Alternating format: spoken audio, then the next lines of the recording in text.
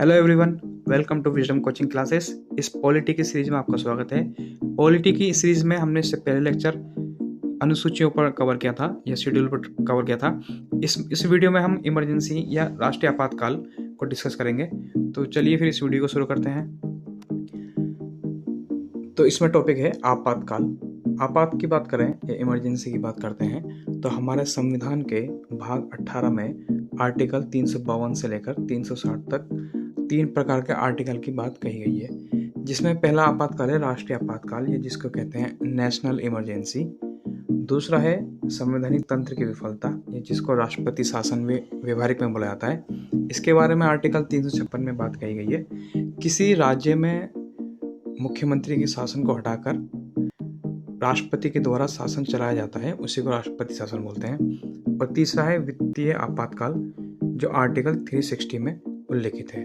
तो यहाँ पर हम जो डिस्कस करेंगे वो राष्ट्रीय आपातकाल को डिस्कस करेंगे या नेशनल इमरजेंसी जिसको बोलते हैं। भारत में आपातकाल के उद्भव के बारे में जो प्रावधान लिए गए थे वो भारत शासन अधिनियम 1935 से लिए गए थे और भारत के संविधान 18 में आर्टिकल 352 से लेकर 360 तक इसके बारे में डिटेल से प्रावधान किए गए हैं।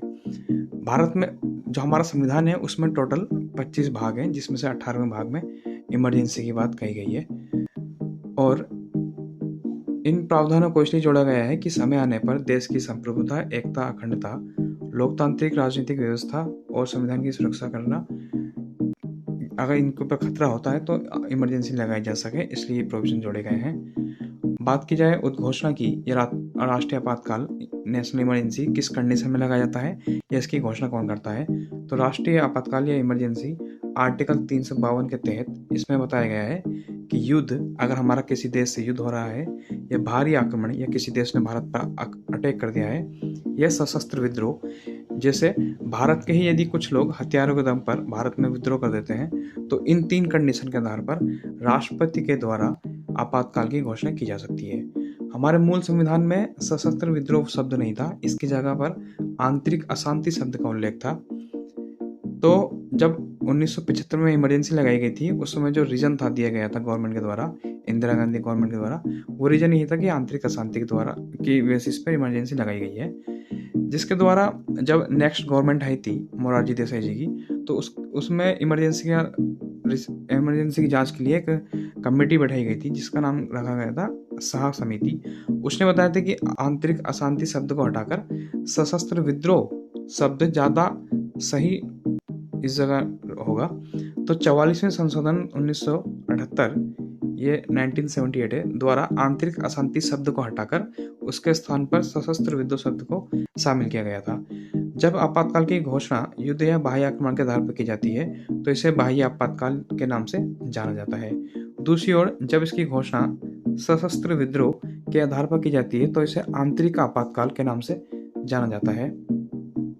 राष्ट्रीय आपातकाल पूरे देश में भी लागू किया जा सकता है और देश के किसी एक भाग में भी लागू किया जा सकता है। मिनर्वा मिल्स मामला जो 1980 में सुप्रीम कोर्ट में आया था, तो उसमें सुप्रीम कोर्ट ने एक डिसीजन दिया था कि राष्ट्रीय आपातकाल की घोषणा को अदालत में भी चुनौती दी जा सकती है। उससे पहले ऐसा प्रोविजन था नहीं। उद्घोषणा की प्रक्रिया और अवधि की बात की जाए तो आर्टिकल 352 के आधार पर राष्ट्रपति तब तक राष्ट्रीय आपातकाल की घोषणा नहीं कर सकते जब तक संघ का मंत्रिमंडल, सेंट्रल गवर्नमेंट के जो मंत्रिमंडल है, वो लिखित रूप से ऐसा प्रस्ताव उनको न दे। मतलब पहले होता था कि मौखिक तौर पर राष्ट्रपति से बोला जाता था, लेकिन 1978 के बाद इसको लिखित रूप से अनिवार्य कर दिया गया है कि मंत्रिमंडल जब भी राष्ट्रपति को लिखित रूप से ये प्रोविजन देती है या इस तरीके की रिक्वेस्ट करती है तो राष्ट्रपति इसको लागू कर सकते हैं या घोषणा करा सकते हैं इसकी। यह प्रावधान 44वें संशोधन 1978 के द्वारा जोड़ा गया था। ऐसी घोषणा का संकल्प संसद के प्रत्येक सदन की सदस्य संख्या के बहुमत, उपस्थित एवं मतदान करने वाले सदस्यों के 2/3 बहुमत द्वारा पारित किया जाना आवश्यक होगा। इसका मतलब कि ये जो नेशनल इमरजेंसी घोषणा की जाएगी, ये संसद के दोनों ही सदनों से पारित की जाएगी और 2/3 बहुमत उसमें जरूरी है। अगला है, इसमें राष्ट्रीय आपातकाल की घोषणा को संसद के प्रत्येक सदन के समक्ष रखा जाता है तथा 1 महीने के अंदर, इमरजेंसी लागू होने के बाद 1 महीने के अंदर लोकसभा और राज्यसभा से इसको पास कराना अनिवार्य है। 1 महीने के अंदर अनुमोदन न मिलने पर यह प्रवर्तनीय नहीं रहती, किंतु एक बार अनुमोदन मिलने पर ये 6 महीने के लिए प्रवर्तनीय बन सकती है। इसका मतलब है कि इसको जैसे ही नेशनल इमरजेंसी घोषित हो जाती है, घोषणा हो जाती है इसकी, तो उसके 1 महीने के अंदर अंदर लोकसभा और राज्यसभा से पास कराना पड़ेगा, और जैसे ही लोकसभा राज्यसभा से पास हो जाएगा तो इसकी जो मैक्सिमम अवधि है वो 6 महीने तक एक बार में रह सकती है।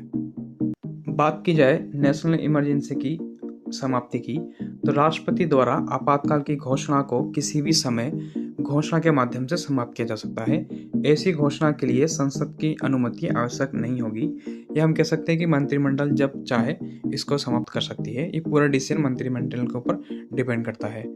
इसके अतिरिक्त राष्ट्रपति के लिए ऐसी घोषणा को समाप्त कर देना आवश्यक होता है, जिसे जारी रखने के लिए अनुमोदन प्रस्ताव लोकसभा निरस्त कर देती है। इसके प्रभाव क्या पड़ते हैं? अगर हम बात करते हैं केंद्र और राज्य संबंध के बारे में, तो कार्यपालिका है हमारी, केंद्र को किसी राज्य की किसी भी विषय पर कार्यकारी निर्देश शक्ति प्राप्त हो जाती है। इसका मतलब है कि राज्यों की कार्यपालिका की पावर सेंटर के पास आ जाती है। यद्यपि राज्य सरकारों को निलंबित नहीं किया जाता, मतलब राज्य की जो विधानसभा है वो काम करेगी, परंतु वहाँ की जो कार्यपालिका है वो केंद्र के नियंत्रण में ही कार्य करती है। दूसरा प्रभाव है विधायी कार्यों पर क्या प्रभाव पड़ता है, तो संसद को राज्य की सूची में जितने भी विषय हैं उन पर कानून बनाने का अधिकार प्राप्त हो जाता है नेशनल इमरजेंसी के दौरान। दूसरा पॉइंट है इसमें, राज्य किसी विधायिका की विधायी शक्तियों को निलंबित नहीं कर सकता, मतलब जो कानून बनाने की शक्ति है उसको निलंबित नहीं किया जाता है। और जैसे ही नेशनल इमरजेंसी लागू होगी, उपरोक्त कानून आपातकाल की समाप्ति के 6 महीने तक प्रभावी रहेंगे। जैसे इमरजेंसी खत्म हो जाएगी तो 6 महीने बाद, नेशनल इमरजेंसी खत्म होने के 6 महीने बाद तक इन कानूनों का प्रभाव समाप्त हो जाएगा। यदि संसद का सत्र न चल रहा हो तो राष्ट्रपति राज्य सूची के विषयों पर भी अध्यादेश जारी कर सकते हैं, लेकिन ये सिर्फ प्रोविजन इमरजेंसी के दौरान ही होगा। तीसरा है वित्तीय मतलब फाइनेंस, भारत की जो फाइनेंस व्यवस्था है, जो वित्तीय व्यवस्था है, उस पर क्या प्रभाव पड़ेगा। तो राष्ट्रपति केंद्र तथा राज्यों के मध्य जो करों का आवंटन किया जाता है फाइनेंशियल कमीशन की सिफारिश के आधार पर, उसमें संशोधन कर सकती है।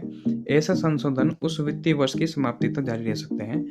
जैसे मान लेते हैं कि अगर जून में इमरजेंसी लगाई गई है और उसको दिसंबर में समाप्त किया गया है, तो जो फाइनेंशियल ईयर खत्म होगा वो अगले साल मार्च में खत्म होगा। तो ये जो प्रभाव रहेगा वित्तीय आपातकाल का, वित्तीय प्रभाव, तो ये मार्च तक रहेगा प्रभाव। अगला है लोकसभा तथा राज्यसभा विधानसभा के कार्यकाल पर प्रभाव। लोकसभा के कार्यकाल को इसके सामान्य कार्यकाल मतलब 5 वर्ष से आगे बढ़ाने के लिए संसद द्वारा, मतलब पार्लियामेंट का पावर है ये कि संसद द्वारा विधि बनाकर इसे एक समय में 1 वर्ष के लिए कितने भी समय तक बढ़ाया जा सकता है। मतलब एक बार में मैक्सिमम 1 साल के लिए बढ़ा सकती है, और जैसे 1 साल कंप्लीट हो जाएगा तो दोबारा से फिर से 1 साल के लिए बढ़ा सकती है। तो ये 1-1 साल वाला प्रोविजन कितनी भी बार लागू किया जा सकता है। इसी प्रकार संसद किसी राज्य विधानसभा का कार्यकाल भी एक बार प्रत्येक बार 1 वर्ष के लिए कितने भी समय तक बढ़ा सकती है। जैसे सेम कॉन्सेप्ट लोकसभा के लिए, सेम वो राज्यसभा के लिए लागू हो जाएगा। उपरोक्त दोनों का विस्तार आपातकाल की समाप्ति के बाद अधिकतम 6 माह तक के लिए ही लागू रहेगा। मतलब जैसे ही इमरजेंसी खत्म होती है तो जो 1-1 साल के लिए कार्यकाल बढ़ाया गया था लोकसभा और विधानसभा का, तो उसको वो 6 महीने तक वैलिड रहेगा, बाकी टाइम उसको समाप्त कर दिया जाएगा। बात करते हैं मूल अधिकारों पर क्या प्रभाव पड़ता है। तो आपातकाल के समय मूल अधिकारों के स्थगन मतलब पोस्टपोन का प्रावधान जर्मनी के वाइमर संविधान से लिया गया है। इसका मतलब है कि नेशनल इमरजेंसी के दौरान कुछ फंडामेंटल राइट को पोस्टपोन कर दिया जाएगा। इसका सीधा अर्थ है कि उन अधिकारों के उल्लंघन होने पर हम सुप्रीम कोर्ट आर्टिकल 32 के तहत और हाई कोर्ट आर्टिकल 226 के तहत नहीं जा सकते हैं। अनुच्छेद 358 या आर्टिकल 358 और 359 राष्ट्रीय आपातकाल में मूल अधिकारों पर पड़ने वाले प्रभाव का वर्णन करता है। दूसरा पॉइंट है आर्टिकल 358 आर्टिकल 90 द्वारा दिए गए मूल अधिकारों के निलंबन से संबंधित है। इसका मतलब है कि आर्टिकल 358 में बताया गया है कि आर्टिकल 19 के अलावा जितने भी फंडामेंटल राइट हैं वो सब स्वतः निलंबित हो जाएंगे, लेकिन आर्टिकल 19 को निलंबित करने के लिए राष्ट्रपति की अनुमति अनिवार्य होगी, या राष्ट्रपति ही घोषणा करेंगे कि आर्टिकल 19 को भी निलंबित किया जाता है। लेकिन फंडामेंटल राइट में आर्टिकल 20 और आर्टिकल 21 किसी भी कंडीशन में निरस्त नहीं किए जा सकते या निलंबित नहीं किए जा सकते। सवाल बनता है कई बार कि नेशनल इमरजेंसी के दौरान कौन से आर्टिकल, कौन से फंडामेंटल राइट स्वतः निलंबित नहीं होते, तो उसमें आर्टिकल 19 इसका आंसर होगा। लेकिन सवाल अगर यदि बनता है कि नेशनल इमरजेंसी के दौरान कौन से आर्टिकल निरस्त नहीं किए जा सकते, तो आर्टिकल 20 और आर्टिकल 21 इसका आंसर होगा। आज़ादी के बाद से अभी तक नेशनल इमरजेंसी भारत में 3 बार लगाई जा चुकी है। पहली बार लगाई गई थी जब हमारा चाइना से युद्ध हुआ था 1962 में, और ये लागू रही थी 1968 तक। दूसरी बार इमरजेंसी लगाई गई थी इंडिया पाकिस्तान के युद्ध में 1971 में।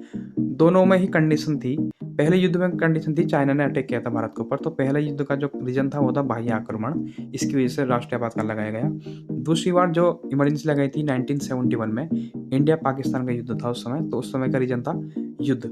और तीसरी जो कंडीशन थी वो थी आंतरिक अशांति, जो 1975 से 1977 तक लगाई गई थी। और 1978 में आंतरिक अशांति शब्द को हटाकर 1978 में 44वें संविधान संशोधन के माध्यम से उसको सशस्त्र विद्रोह में तब्दील किया गया। तो इसी के साथ फिर इस लेक्चर को यहीं अंत करते हैं। Hope you like it.